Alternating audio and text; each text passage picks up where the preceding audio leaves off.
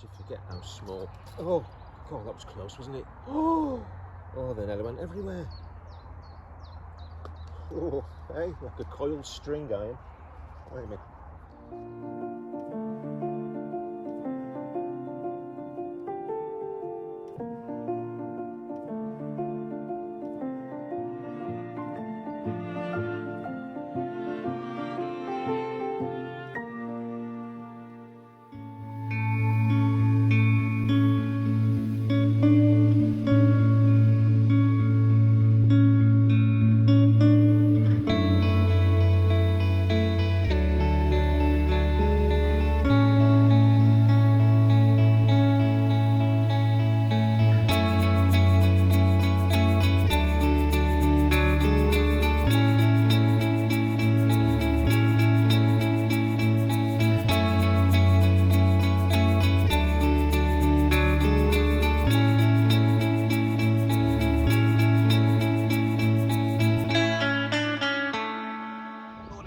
And welcome back to down at the allotment. Now, it's carrot sowing time. Now, I think from my records, I've sown my carrot seeds this time last year. If it wasn't last year, it was the year before. So around about the beginning of April, I sowed my carrots. Now, I've got a specific way that I do them. I did a video last year about how I sow my carrots, involving a lump hammer and a metal stick, a metal rod. Right, there is method to this madness, okay? So all will be revealed. Now, I'll be honest, I did see this method on another YouTube channel, and I thought, A, it was ingenious, inventive, and it was a good idea as well. It seemed to make sense. My first year that I did it, I got some decent sized carrots. Last year, I think because the summer was so erratic, they were all, the carrots were all stunted.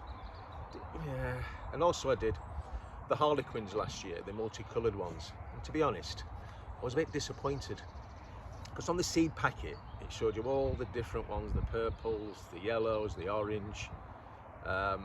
They look gorgeous, but I just tended to get maybe a sprinkling of purple, and they were mainly all yellow, no orange at all. And also, as you remember from my previous videos, I also did some deep purple carrots as well. They're all right, small, some are quite stunted, but I'm blaming the weather.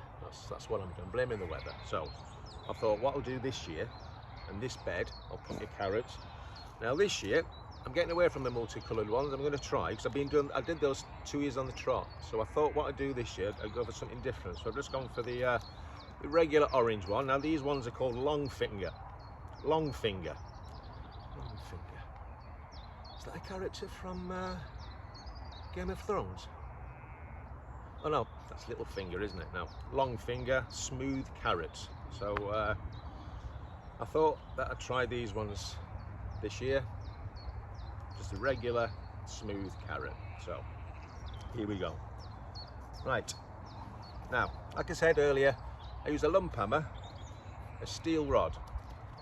Right, but first of all, what I need to do is, I need to sieve some compost into this box, because the method I use requires fine tilled compost with no big bits in it, because as we all know with a carrot, it just needs doesn't like any stones or anything in its way to grow, otherwise it grows in all directions, as you probably know. So what I'll do is I'll just sieve this compost. Tell you what, so lucky at the moment, aren't we? Especially in the UK with this weather. So all of last week, this weekend, and looking at the weather reports, next week as well, there's a bit of a cool wind which takes the edge off, but a little cool breeze which seems to have died down now. which means that you can feel the heat. So I think the old checkered top might be coming off.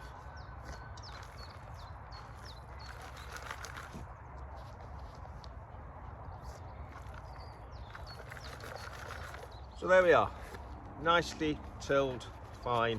It's got all the big bits out, all the bits of wood and the bits of bits of wood really. So this is as fine as I can get it, which is why. Now, this is the reason why I sieve the compost. Now,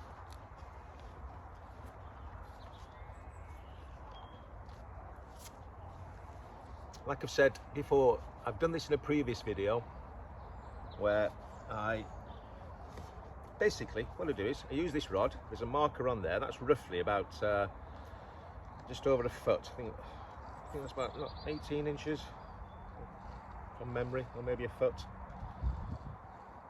This goes into the ground,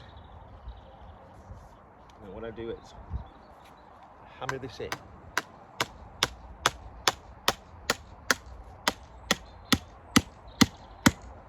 to that tape mark. You can see that. And then I did water this earlier to make it easier. Then, as you can see, I'm rotating it to make a cone shape. That's basically it. So the cone needs to be roughly about 10 centimeters wide.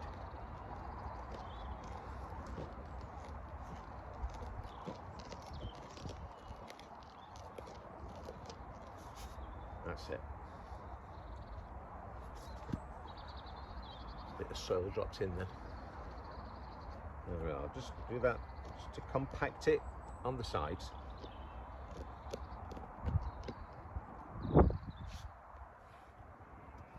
Now, let me show what this looks like. I'm not sure if you can see that with the dark, with the shadow. And then this is where the tilled, the fine sieved soil comes in, as the soil gently put that in there.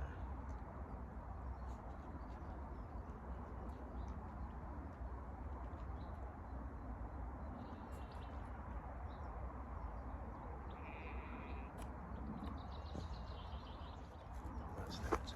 And then I use one of these old jars. I think this is an old salsa jar. You know, they have the, I mean, even have fajitas, the old salsa, right? It comes in handy just to tap it down.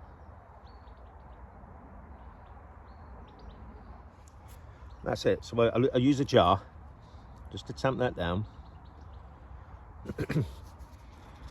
You forget how tiny these actually are. So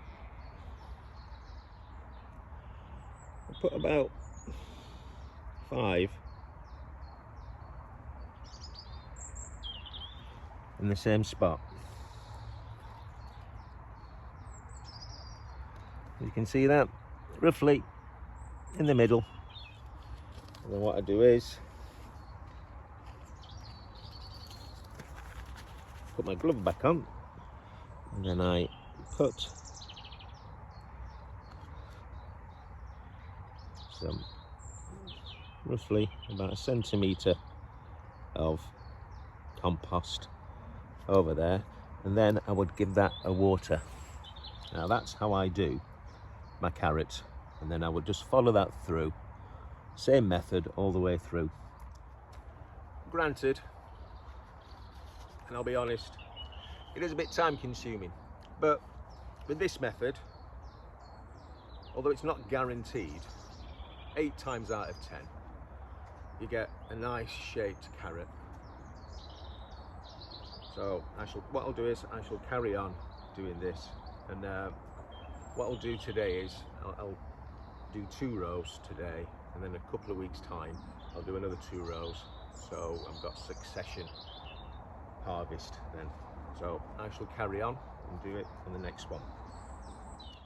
Roughly about 10 centimeters, 10-15 centimeter gap.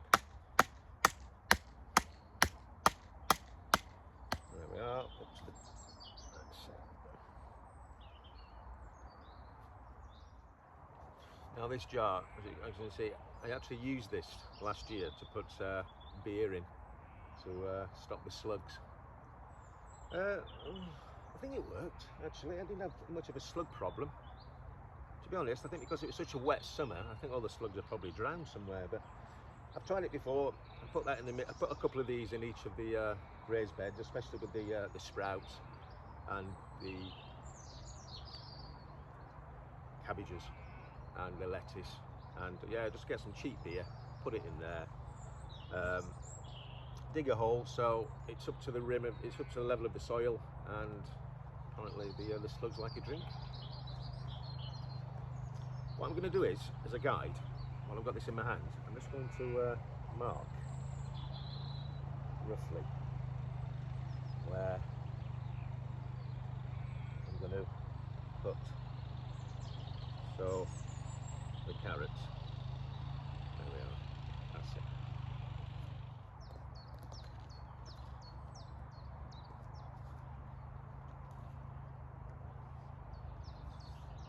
Whew. You know what? I don't know how that on for as long actually. God, it's warm, isn't it? Wow. In the beginning of April as well, first week of April, weather like this. Oh, fingers crossed it's going to be a nice little carry on into the summer. Oh, fingers crossed, eh?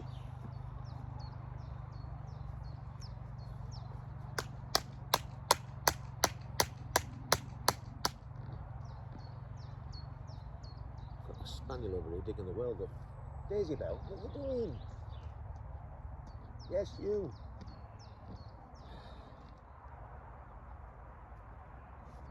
Come here, Isabel.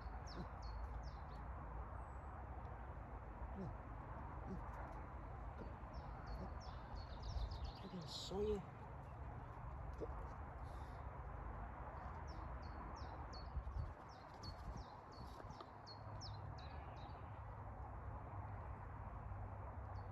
God, you forget how small. Oh, God, that was close, wasn't it? Oh, they nearly went everywhere. Oh, hey, like a coiled string iron. Wait a minute. Yeah,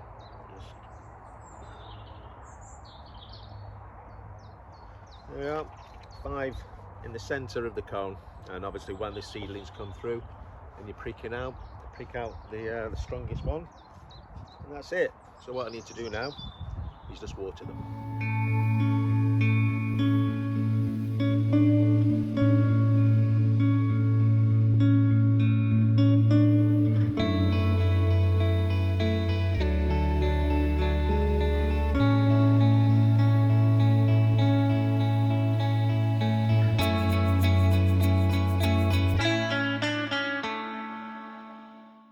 Give it a good watering.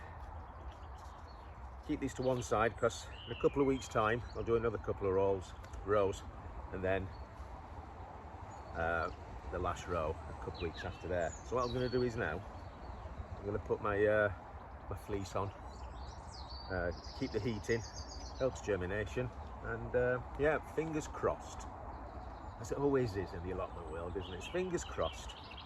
I'll have a good. I'll get some long fingers. Long fingers. Yeah, long finger smooth carrots. There we are. So, yeah, so I should be getting them sometime in August. I'm doing it now. Yeah, here we go. Right, fleece on. Just in case you don't know, right, this blue stuff, I'm sure you've seen it on all the YouTube channels, right? What is that blue stuff? Well, it's water pipe you get from the old hardware stores, the old B&Q, right? That's all it is.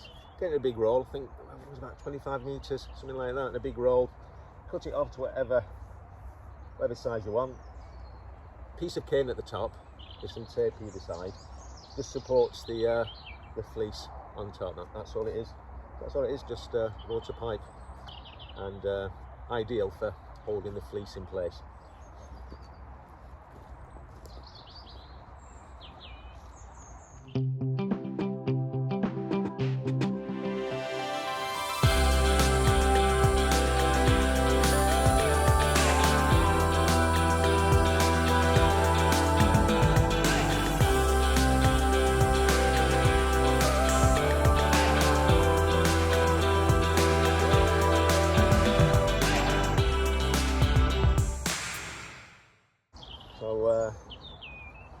the carrot fly can't fly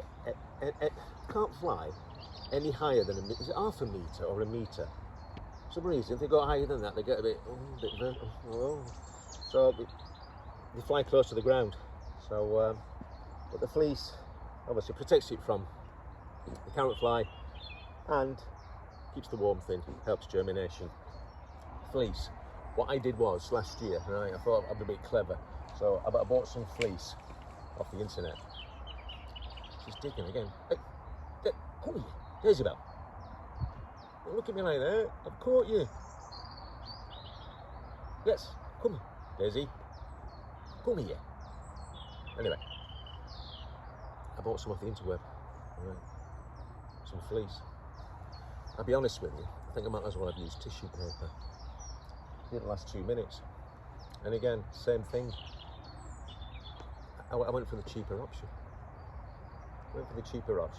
Complete waste of money, teared like anything. It used to be ripped in the corners here and everything. So this I got from B&Q. It actually feels substantial. Whereas as soon as I got that out of the packet, I forgot off the old interweb. All right, you can feel it, can't you? You might as well put, like I said, I might as well put tissue paper on there. So if you're going to do this, invest in some strong fleece, because when it's windy, you're taking these off all the time. The clips are going on every 2 minutes when you need to take it off to water it.